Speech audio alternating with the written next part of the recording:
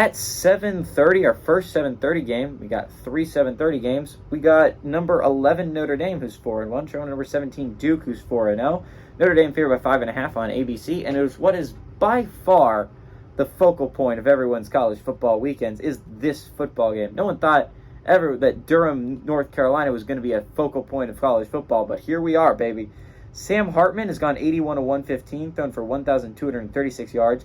14 touchdowns to 0 interceptions.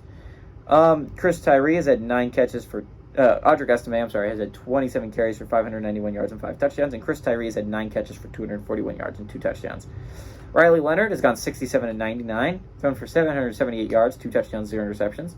Combined, they've thrown for 16 touchdowns and 0 interceptions. Jordan Waters had 39 carries for 258 yards and 7 touchdowns. And Jalen Calhoun has had 20 catches for 258 yards and a touchdown. Notre Dame leads series all-time 5-2. Last 2 games got to Notre Dame in 2019 and 2020. They're 1-1 in one-possession games, and Duke won only once at home. Last time Duke has beaten Notre Dame is 1967. Been a hot second since the Blue Devils has had the Notre Dame Fighting Irish's number. To be fair, they don't play every year, but still. Notre Dame's coming off a heartbreaker, right? And, sure, it wasn't super high scoring at halftime. And honestly, Ohio State led for the majority of that game. But you took the lead if you're Notre Dame with like 5 minutes left to go in the second half, and it looked like you were going to win the football game. Ohio State scored on the last play of the game, which just hurts. What hurts even more is not only that you had 10 men out on the football field on that play, which is just setting yourself up to lose. You had 10 men out on the football field the play before. So, like, you got lucky they didn't score a touchdown the play before, and you didn't even fix the mistake of having 10 men on the football field. Is just unforgivable. But still, this is a really good Notre Dame team. This is a Notre Dame team that arguably should be 5-0 right now and looking like a playoff contender. They're still a playoff contender. Remember, like if they win the rest of their games, this is still a Notre Dame team that I think still needs some help, right? Like, I don't think you can take them over 4 different undefeated conference champions, right? You're gonna need Michigan, Ohio State, Penn State, one of those drop whoever wins, they need to drop a game, or whoever wins the SEC needs to drop a game, which, to be fair, right now, not a lot of undefeated teams in the SEC outside of Georgia. That could be your opening right there. Florida State would need to drop one.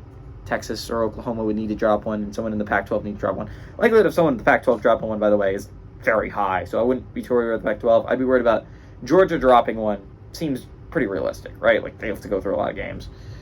And then Penn State, Michigan, and Ohio State all play each other. So they could all easily drop one. Texas and Oklahoma have to play each other. And but Big 12's really the only team that I think has a legitimately clear path, at least somewhat clear path, to being undefeated is Florida State. And I'm not saying it's completely, there's no one in the way. Obviously, Miami and Duke are going to be tough opponents for them.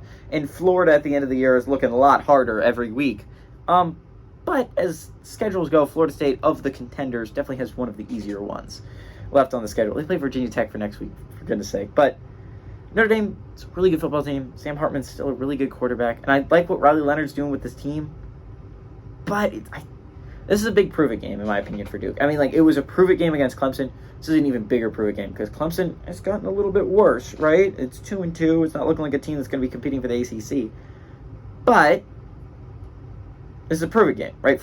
You need to beat Notre Dame. If you want to prove that you are a team that is not only competing to, like, be good, 9-10 win season, but to legitimately have a chance at an ACC championship game and a chance at a playoff spot, must win. This is a big game for Duke. It's in Durham. You're going to play Florida State eventually. You'd like to have at least a little bit of wiggle room there. I understand if you want to make the playoffs, you probably have to beat Florida State eventually.